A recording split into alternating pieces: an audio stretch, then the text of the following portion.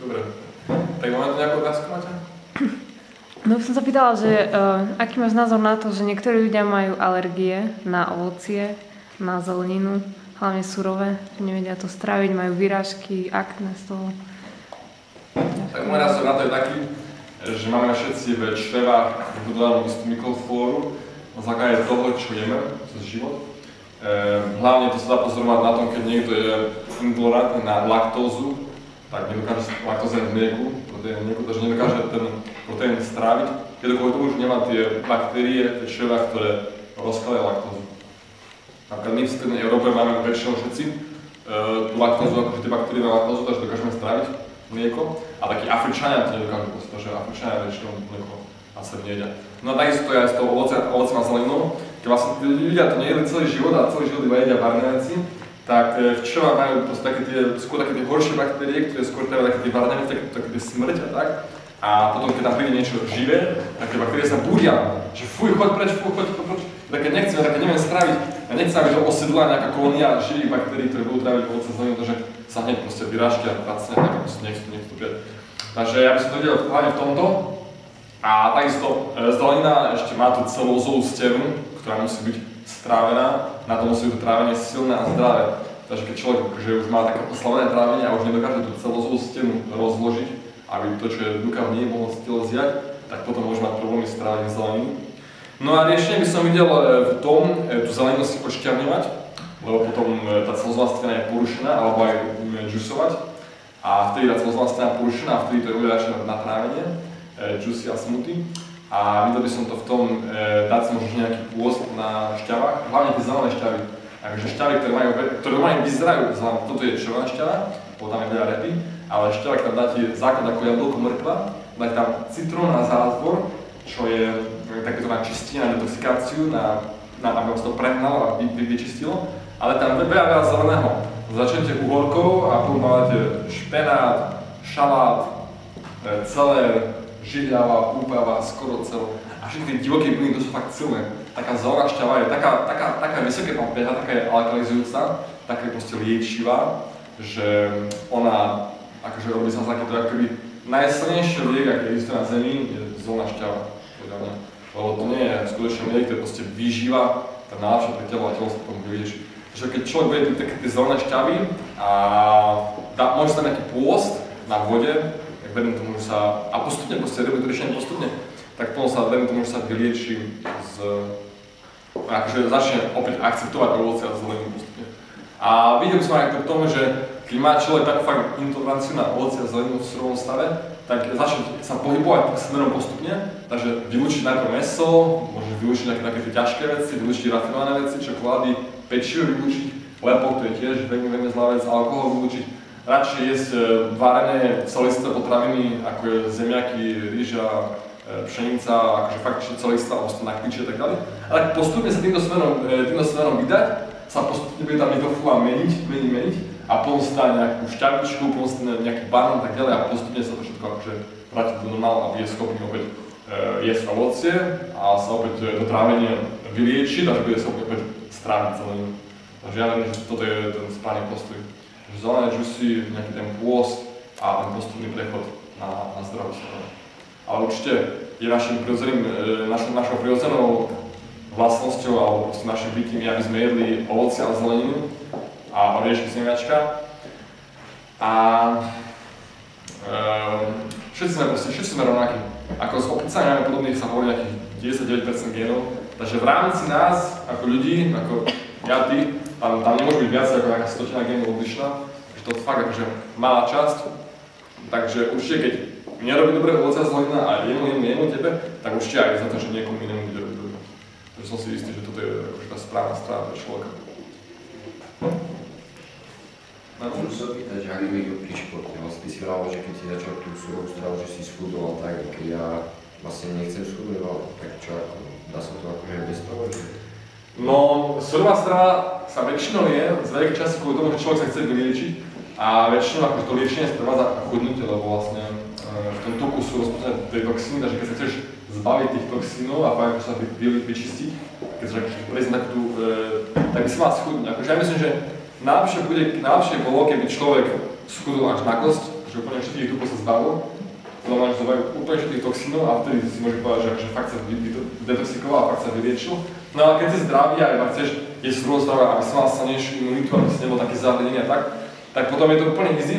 Treba jesť veľa ovocia, pretože ovocie je tá energia, to je ten jednoduchý cukor, je to ľahké na strávanie, takže keď ješ veľa ovocia, tak dokážeš robiť brutálne športové výkony. Veď existuje tam na internete pán, ktorý si hovorí Frutarian, má stránku defrutarian.com, ktorý beží 100-míľové závody a je v tom majster, proste jeden z nás na svete a je proste asi 4 roky iba proste ovocie a zeleninu. A existuje Durian Rider, ktorý propaguje takúto stravu, že fakt veľa ovocia, tak on zase sa preteká na bicykli a tak ďalej. Takže existujú akože nejakí ľudia, ktorí jedia. A k tomu je dobrá stránka 30 bananas a day, čo znamená vlastne 30 banánov za deň a tam propagujú tú stravu, kde je málo tuku a veľa ovocia, veľa energie. A takisto je kniha 80 lomka 10 od doktora Boba Grahama, kde o to všetkom píše, to sú iránčia veľa. Takže ja myslím, že je vtedy najlepšie jesť veľa ovocia, lebo čím viac ovocia, tým viac energie. No a potom, pokiaľ si myslíš, že si sa bol zdravý, tak keď si dáš nejakú tú rýžu alebo zemiaky, čo aj nakoniec Durian Rider hovorí, že pokiaľ nemá toľko ovocia po ruke, tak si dá nejakú rýžu, zemiaky a tak ďalej, tak tam máš, to je tiež celkom zdravé, pomerne zdravé a je tam tiež veľa tej energie, takže na ten šport. A myslím si, že proteíny na šport až tak veľa netreba, ale ako som hovoril, v konopnom zemiačku máš veľa proteínov, v alfa kličku máš veľa proteínov, všeobecne v nejakých orechoch a tak ďalej, v zemiačkách, takže akože ja myslím, že taký ten pre športovca na nejaký gram na kilogram hmotnosti, keď zje, tak to mal strašiť, tam ide hlavne ten šport.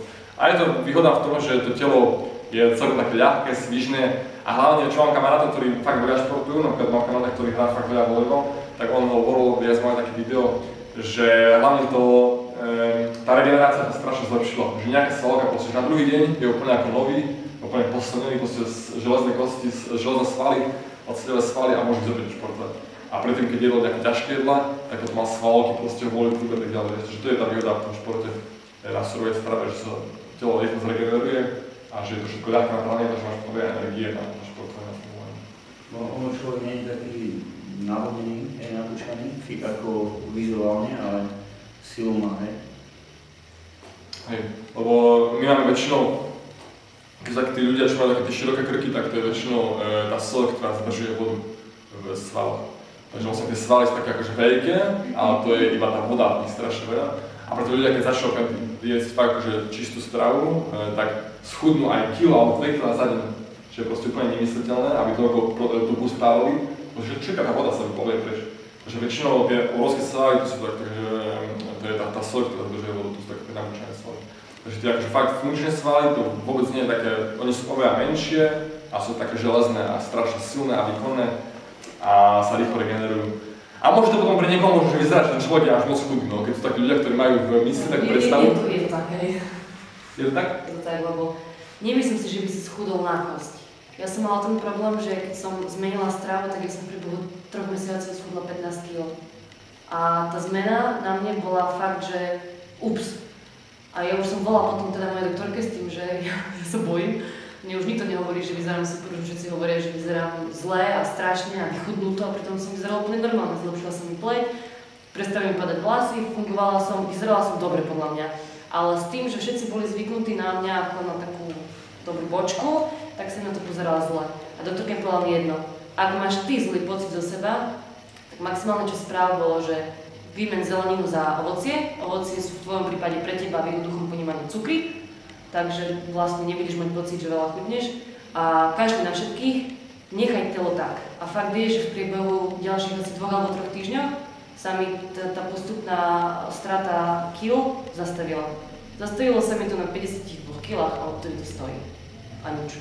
Proste. Že to telo sa samo povie, kedy má dosť. Nájde si takú tú optimálnu sladom na to, čo robíš. Jasne, keď máš vysoký energetický výdaj, tak asi tiež nebudeš úplne, že totálna trieska. Budeš ideálna. Sedíš, nič nerobíš, staráš sa o deti, tak tiež to bude inak. Ale to telo si samo povie, neschudneš na kosť určite. Len možno niektorí zbadajú rozdiel. No, ja si myslím, že keď človek je, toľko energie, koľko spotrebuje, tak tá hmotnosť je konštantná. Ale keď sa ako pribrať, tak je viac takých tých tukov. viac tých akože tukov, to viac sa proste príde. Alebo si môže aj na sobej strane sa môže soliť, alebo bude máš tú vodu. No. Chcel som sa to ešte na kapustu kyslú, čo v tom Veľa ľudí odporúča aj kyslú kapustu, no. ona sa nestráca sa. Ona ešte, ona ožije, tá fermentácia ju ešte ožije, tie baktérie, ktoré fermentujú, ešte ožijú, takže potom to je ešte viacej živé jedlo, ako keby tá kapusta bola polka stará. Takže určite to je dobrá vec, kapusta. Má veľa vitamín C. No práve, že? A tá sol... No mnohí ľudia spravia, ja mám veľa kamarátov, ktorí si dávajú také kapustu. No tá sol nie je optimálna, no. Ale musí kvôli konzervácii, ale nie je tá škoda tej soli taká, že by prevažovala tie výhody to, Nie je to škoda, no. A ešte som chcel pozrieť mlieko, lebo to je tiež údajne, že s tým sa dá tiež rakovina vyriešiť. No, ja si myslím, že nič nie je zlé. Je to všetko, je to skôr otázka preferencií, že čo je lepšie a ako nie. Ale kozie mlieko, niektorí to jedia, niekto im to pomôže. V kozie mlieku sú nejaké živiny, ktoré môžu niekomu chýbať.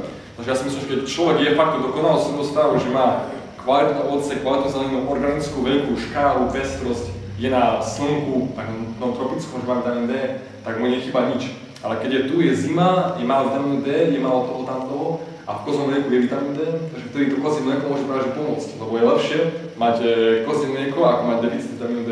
Vitamín D podporuje imunitu napríklad, takže to závisí od tých okolností, no, takže pokiaľ ja by som bol v zime a by som mal nejaké kozie mlieko, ktoré máme ešte napríklad na záhrade, alebo tak by som si ho určite rád dal. Na druhej strane sú ľudia, ktorí keď jedia fakt 100% svojho stravu, sa fakt vyčistia a dajú si kozie mlieko, tak majú potom úplne upchaté nosné dutiny. Všetko je to upchaté, lebo je tam ten hlien.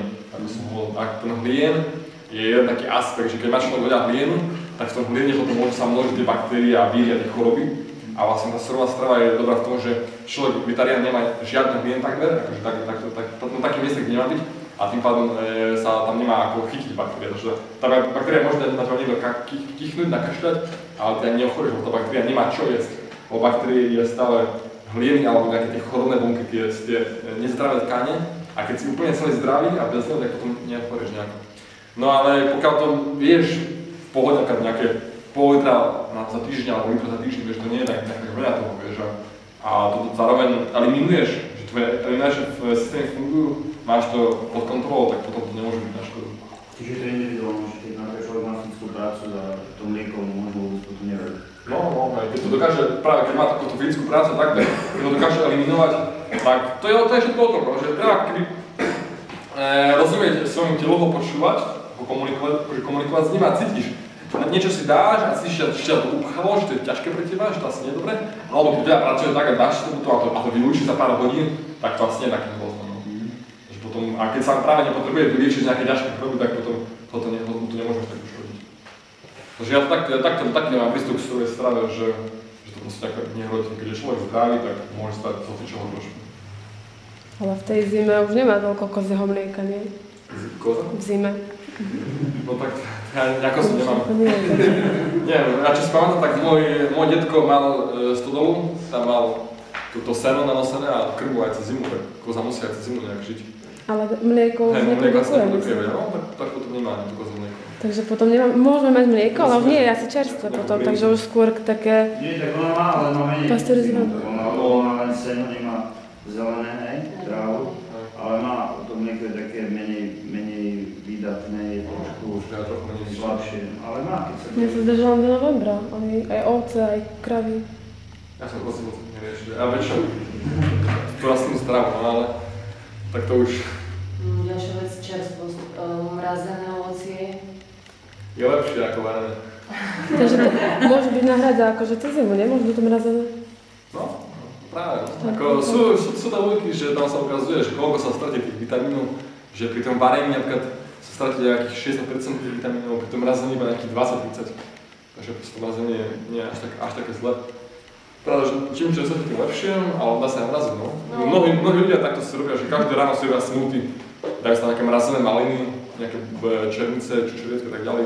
Myslím, že nedokážu pochopiť väčšinou naši rodinní príslušníci, že my nezavaráme vôbec. Je to lepšie ako zavaráme. Moje deti zavaraniny nemajú radi, im je to sladké a my proste máme mrazák nabuchaný s mrazenou zeleninou a ovoci. Takže... Je to o tom, no, my sa snažíme sa proste žiť podľa toho, ako sa dá, no, akože robíme stále to najlepšie, čo je v našich silách. Takže stále, a to mrazenie je lepšie ako zavaranie, veď tam to je prevarené, tam veľa toho rafinovaného cukru, ne? Takže to asi nebude moc zdravé, áno?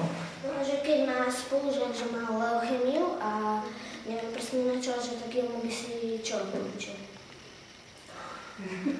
Jemu by som, no ja nechcem dávať nejaké také odporúčania, pretože nie som lekár a nemám na to právo a by som mohol vyšiť trestné stíhanie. Takže nechcem dávať nejaké odporúčania nikomu, ale ja v mojom osobnom prípade, čo by som robil, je, že by som sa snažil jesť zdravé veci, aby som sa snažil vyzdraviť, lebo väčšinou, keď človek vyzdravie, tak vedľajší efekt toho je, že sa vylieči zo všetkých chorób. Že tie choroby proste vyjdú preč. Takže ja by som sa snažil hlavne byť zdravý a proste jesť zdravé veci. A hlavne som sa snažil sa spojiť, skontaktovať s ľuďmi, ktorí majú podobný problém a sa vyliečili. Je dneska veľa takých ľudí.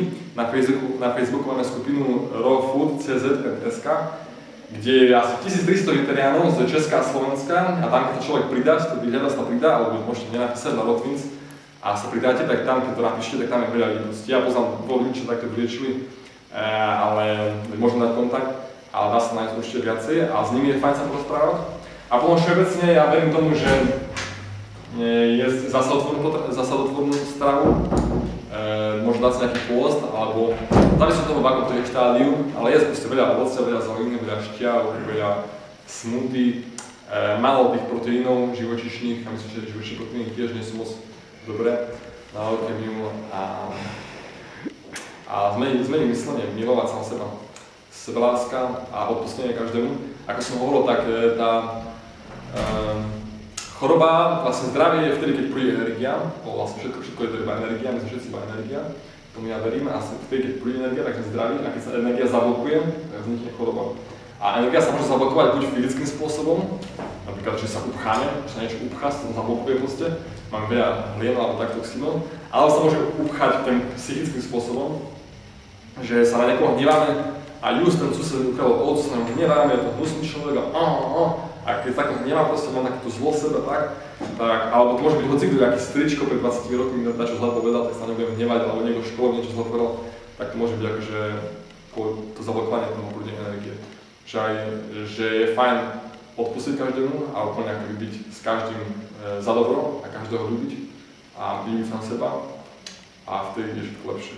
No a tak nepoznám tvojho spolužiaka, no, že to musí byť individuálny prípad, no, takže to je fakt ťažké radiť v takých prípadoch, ale určite sa skús skontaktovať, alebo nech sa on skontaktuje s nejakým ľuďmi, čo sú v tom múdrejší.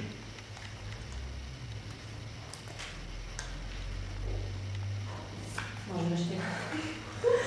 Ja mám problém s prekyslením organizmu, pretože si rada doprajem kávu mám rada pre chuť, nie pre nejaké účinky a aj pohrvinka. Je nejaké ovocie a zelenina, ktoré mi nepomáha v mojom prípade, ale skôr škodí? Na čo by som si mala dávať pozor? Lebo viem, že v zásade surová zelenina, surové ovocie mi pomáha, ale je niečo, na čo som dávať pozor? Čo by sa radšej vyhnúť? Myslím si, že najviac dať pozor na nedozreté ovocie a zeleniny.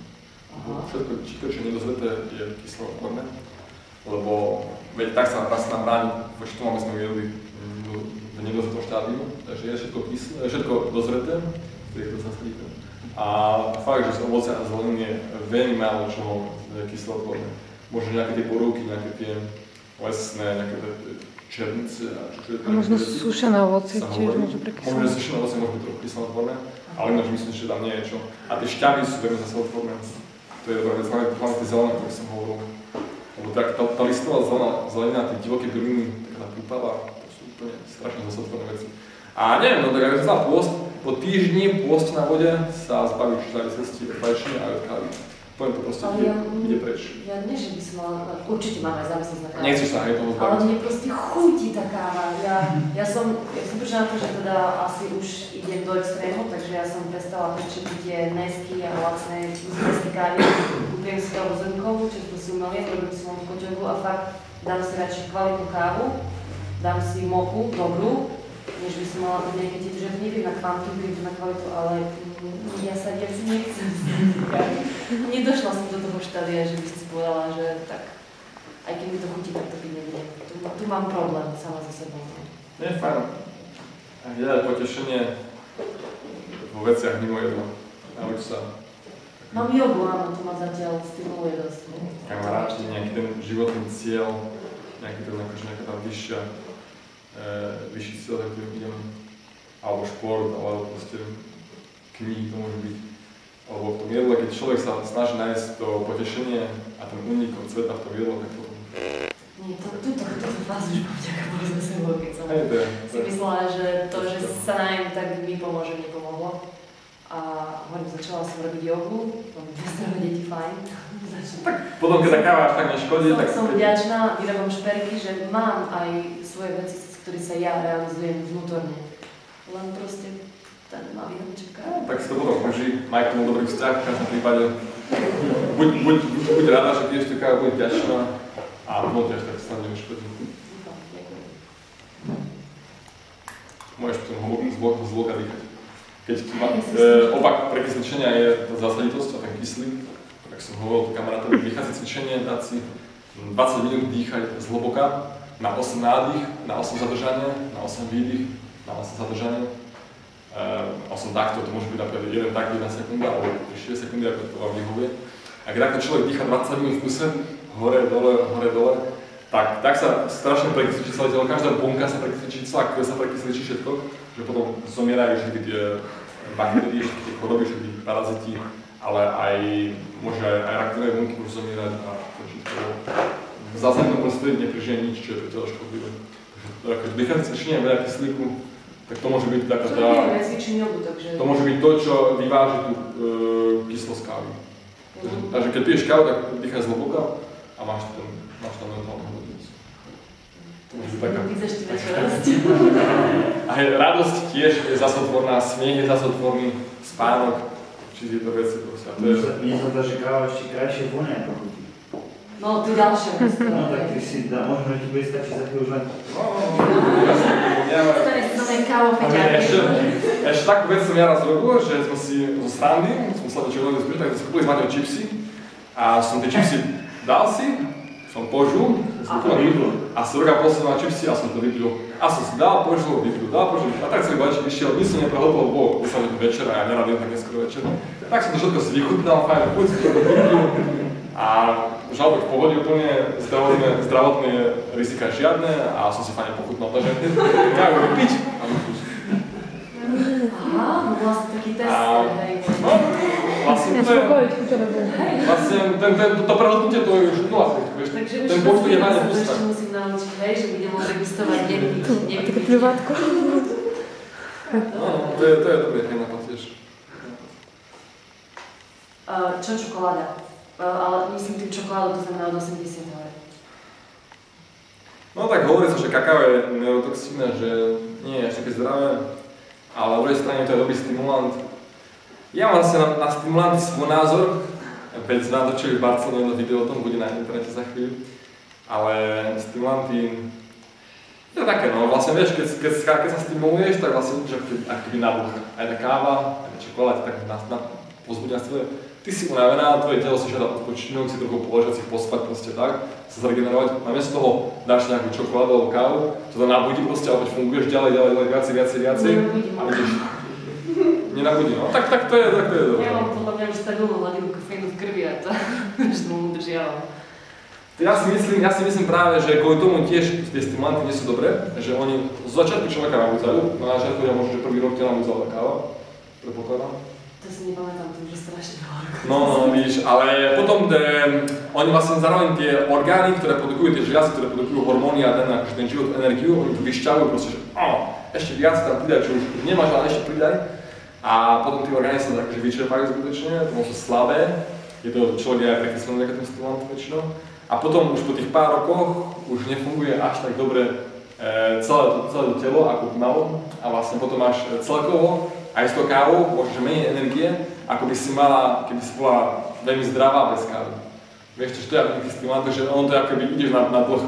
Keď si vezmeš nejaký dlh, tak v začiatku máš veľa peňazí, ale potom spláča a o 20 rokov si uvedomíš, že keby si nejaký dlh nevzala, by si dneska mala ešte viacej, ako máš teraz, vieš, ako tomu dlhu. Lebo ešte iba tie roky platíš. Takže tá káva a čokoláda podľa mňa a stimulanty, to môže byť aj alkohol, Red Bull a také veci, tak oni oni ti to telo ešte viacej proste vyčerpajú, trochu ti dajú energiu na chvíľu, ale z dlhodobého hľadiska je výhodnejšie nemať nejaké stimulanty.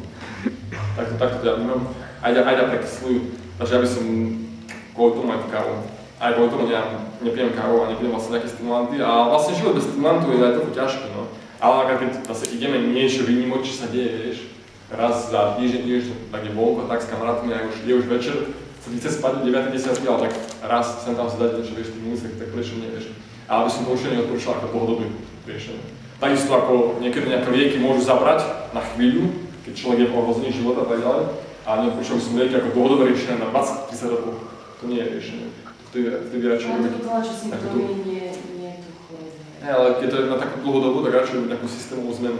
Takže keď máš dlhú dobu malú energii napríklad, nie že ty, ale niekto iný, tak by som radšej celkové telo našli sa nejaký čas, dal si nejaký pôst, ako sa vyliešil, vyzdravil, dával tie správne veci do seba a potom budeš mať celkovo konštantne dlhodobo do konca života viac energie, ako by si mal, keby si nerobil nejakú tú zmenu, nejaké to liečenie, aby si sa stimuloval kávou.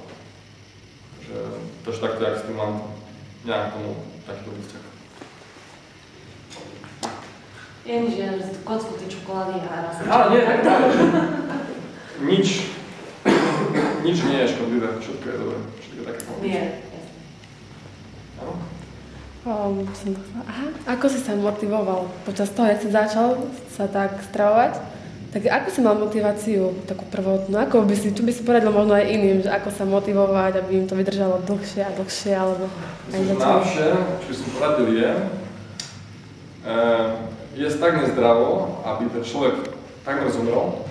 A keď mu smrť zakopá na dvere a on im otvorí a sa je pozrie do tváre, tak potom získa takú silnú motiváciu, keď zacíti, čo to je tá smrť, že si povie, že takto už stačí, že od dneska ideme zdravo, že už bolo dosť, že koniec. To bolo taký môj prípad, že ja som bol 10 dní na posteli, mal som angínu, takú fakt silnú. Už to bolo už nejaký pás, ktorý som pred 5 mesiacmi dostal a taký bol silný, že za 5 mesiacov som zo mňa nedostal vonku. A som sa 10 dní snažil vyliečiť zdravou, som jedol cibuľu, každý deň jedol cibuľu ako jablko. Ale bol som tedy hlúpy, tak som dal Snickers a tak. A bol som sám, bol som opustený, mal to aj nejaké psychické svoje dôvody proste. Viete, tá angína napríklad, keď sa snažíme niekomu niečo povedať a to blokujeme v sebe, tak sa zablokuje prúdenie energie cez krk, takže to sa angína. Mne sa páčila jedna slečna, ktorej som chcel povedať, že sa mi páči a som sa hanbil. A proste, kým som to nepovedal, tak som mal tú angínu, lebo tá energia bola zablokovaná v krku a to nedala nejakým spôsobom proste odblokovať a tam vznikla tá angína. Tam sa to prejavilo, vieš, to zablokovanie. Každopádne, mal som tú angínu strašne silnú po 10 dňoch, 10. deň bolo začalo také zlé, že a ja som bol sám na koleji 10 dní na internáte a tak to začalo byť zlé, že som myslel, že fakt, že zomriem, proste, že úplne som nevedel ani už rozprávať, ani prohľadať poriadne a tak som sa hneď cítil, tak dlhodobo vyčerpané telo bolo, tá imunita bola úplne oslabená, vyčerpaná a som si povedal, že tak sa to už ďalej nedá proste. A som išiel na pohotovosť, mi dali antibiotika, som prišiel do Košíc domov, som sa liečil a mi povedal, že všetko pomohlo. Slečne som napísal všetko, čo som potreboval napísať a všetko to išlo vonku.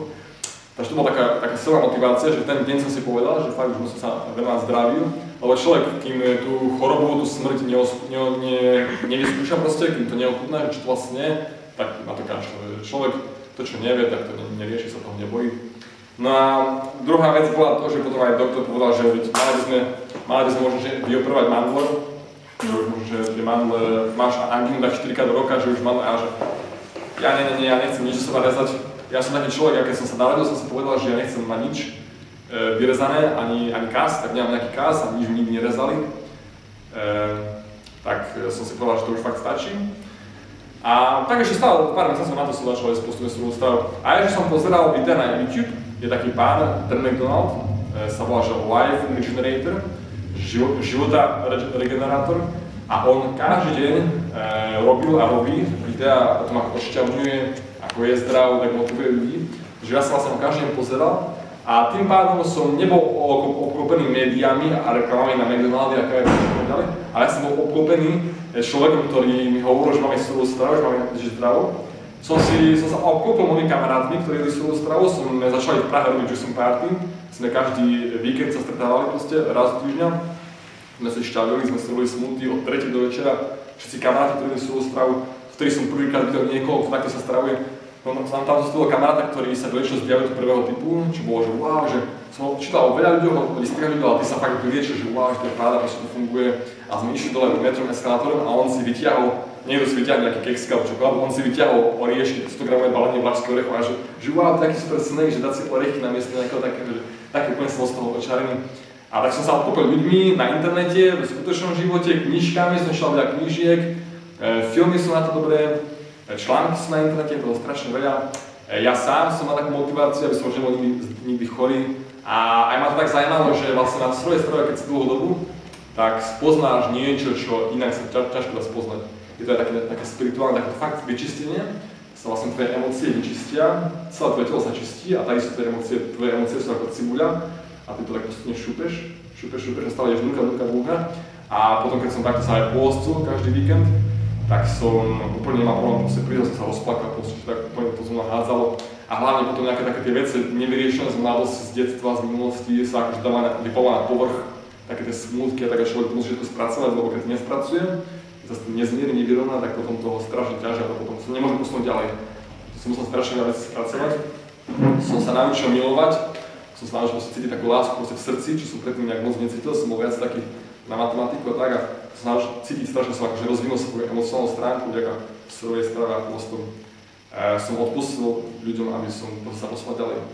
A som zažil takéto, je to akože buď taká prázdnota úplná, že som sa zmieril s tým, že buď sme úplne v prázdnote všetci, že iba ja som tu a ako by som bol úplne taký vo vesmíre prázdne, že nie je nejaký pevný bod, nič pevné čo zachytiť, alebo to je všetko vyplnené láskou, ako takým tým božským svetlom.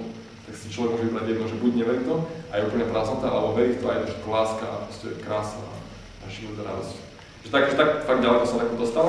A idem teraz do Indie o 3 týždne a chcem kvôli tomu, že idem do Indie bez očkovania, lebo vieme, že očkovanie tiež nie je moc dobrá vec, tak chcem byť úplne na svojej strave 100%, lebo v Indii tam budem jesť ananásy a bananíky a pomaranče a manga, avokáda, takže chcem byť na úplne svojej strave a chcem zdať aj nejaký taký pôst, nejaký týždeň alebo 10 dní dám si pôst a tiež sa na to strašne teším, hlavne kvôli tomu spirituálnym vodom. Pre mnohých ľudí vlastne to vydržanie na svojej strave má takú hlavne tú spirituálnu hĺbku a tú motiváciu ako iba tú motiváciu akože fyzickú, vieš. Že ako takú nové veci objavuješ, sa dá ľahšie spojiť s Bohom, to sú stranu. Takže to je taká moja motivácia, no, takže to tiež odporúčam takto. Obchovať sa s ľuďmi, no s kým si taký si, takže to je dôležité. A ešte k olejom by som chcela vedieť, nastudené lisované oleje, či nejak používaš, lebo sa vraví, nie, že by si mal za lyžičku napríklad olivového oleja si dať a zjesť. To vykryjú orechy, nie? Je to rafinovaná vec olej. Je to rafinovaná vec a ja sa snažím... A keď je nerafinovaný? Lebo píšu aj, že je nerafinovaný. Aký olej môže byť nerafinovaný? Kokosový napríklad. To je tučné, to nie. Tak kokosový olej... No hlavne, hej, kokosový olej je bližšie prírode. Ja hovorím, že čím bližšie prírode, tým lepšie. Keď to je celistvé, bližšie prírode. Keď to je aj zemiak, ktorý som vybral zo zeme, som skúval, tak to je, hlavne, že to je celistvé, že to vyzerá ako niečo, čo na niečo prírode. Vieš, lebo keď vidím nejaký keksik, tak na ktorom strome to rastie, na ktorom strome to rastie. Keď taký strom nepoznám, na ktorom rastie, tak to nie je proste radšej. To je taká dobrá filozofia. Takže taký ten olej, slnečnicový olej, no neviem, na ktorom strome rastie slnečnicový olej, alebo v ktorej rieke tečie. Kokosový olej sa ešte dá, to v kokose nájdeš, tak to je ešte celistvé. No a tak pravda, že tie oleje nie sú také zlé, že je to otázka preferencií a mnohí veteráni jedia oleje, že by sa dal, takže keby som mal za iných hovoriť, tak sa dá povedať, že je to celkom uznávaná vec. A netreba jesť veľa tých olejov, to je dôležité. A treba jesť hlavne také tuky, ktoré majú aj nejakú omega-3 mastné kyseliny. Ľanový olej. Ľanový olej to môže byť dobré, ale aj olej sa hovorí, že dobrý. Takže ja by som toho oleja zjel tak, že lyžičku, takú tú lyžicu maximálne denne by som tak odporúčil. A preferoval by som semiačka a oriešky. A také tie veci ako olej. Ale aj olej sa dá.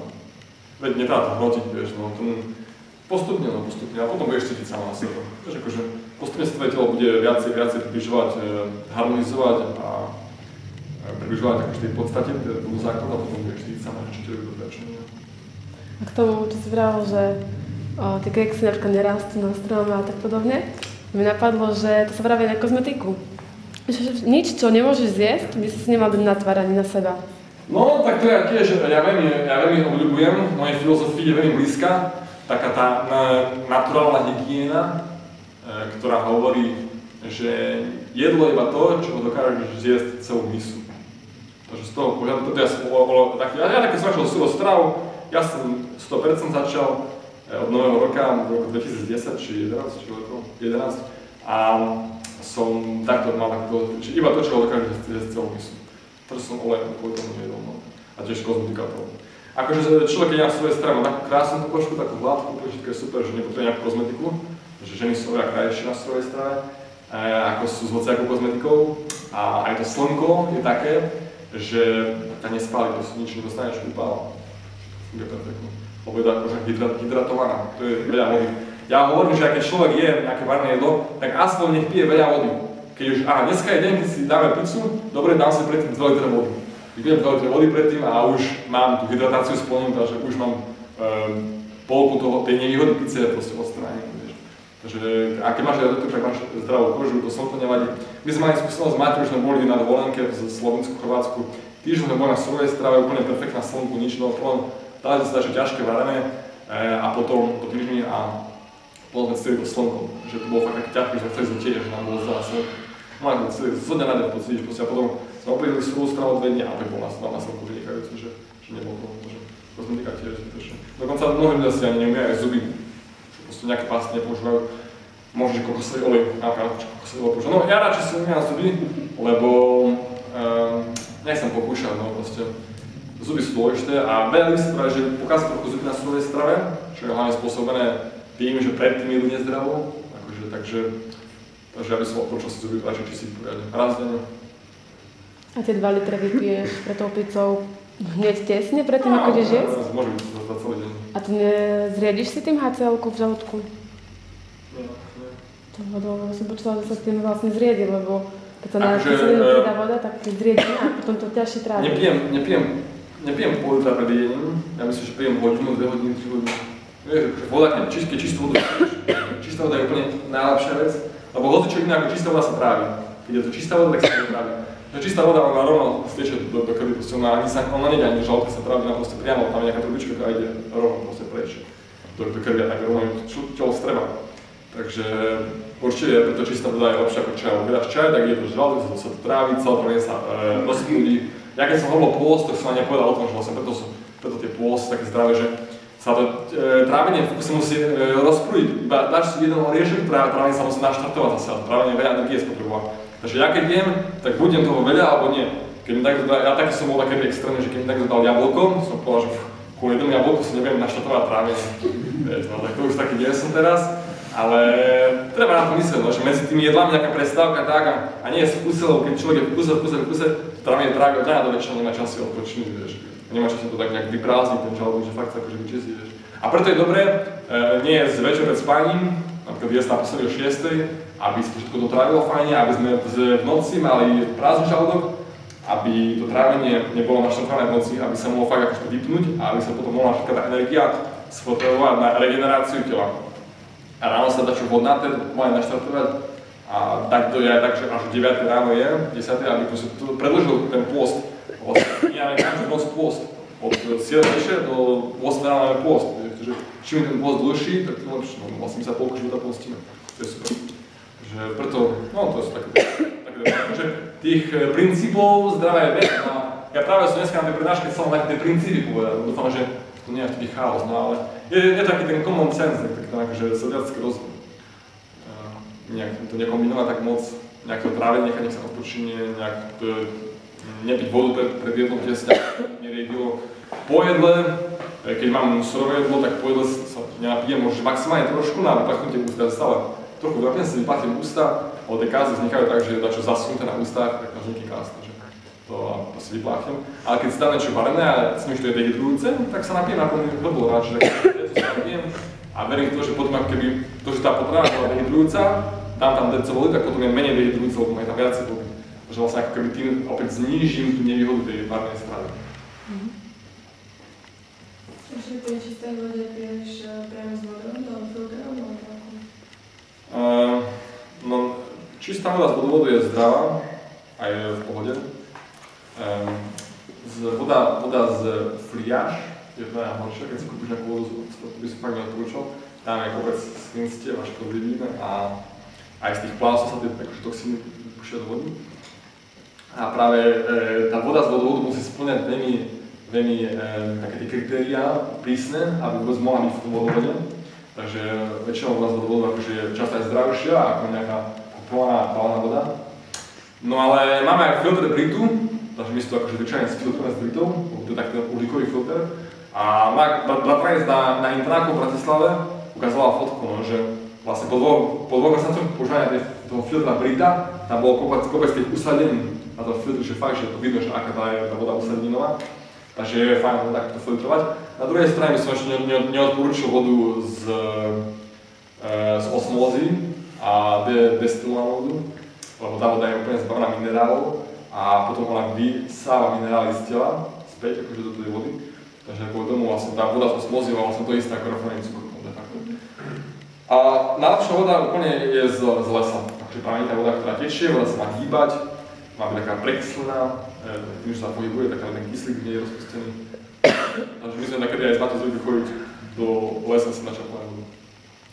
To Británia by sa aj nemerali? Nie, myslím, že Británia iba tie škodlivé veci nejak filtruje. Ale ja som to asi našťa neštudoval. Ale myslím, že až tak viem. Takže to je muselo byť brutálny filtr, aby dokázal tým minerálne filtrovať. Práve potom kvôli tomu je tam osmoza, inak by ľudia nekopali prístroj za 40 000 korun, keď by Británia dokázala to, čo dokáže osmoza. Tak to vidím. No veď my sa teraz snažíme, ja teraz mám voľno vlastne 2 týždne, 4 týždne. Takže my sa budeme, ja by som chcel urobiť si nejakú takú malú stránku a tam spísať pár takých zásad, to čo mám teraz hovoril, lebo ja mám taký pocit z toho, že človek keď takto rozpráva, tak zabudne veľa vecí. Mňa aj napadlo, ako to bola otázka o tých deťoch, že najlepšie čo pre deti je im ísť dobrým príkladom. No to sa snaží. Že možno, že ani nie je tak, že nejakú konkrétnu správu, ale hlavne ísť dobrým príkladom a ich bezpodmienečne milovať a podporovať, ten sú základné.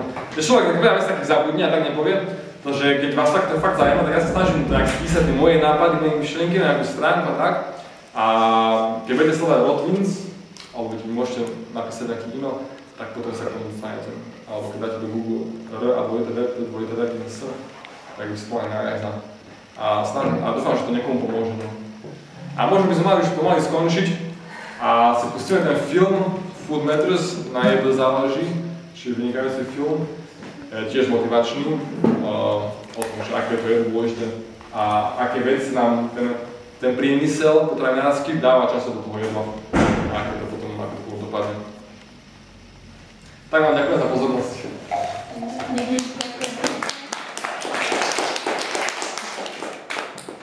Kratučku prestávku na hygienu si spravíme, nainštalujeme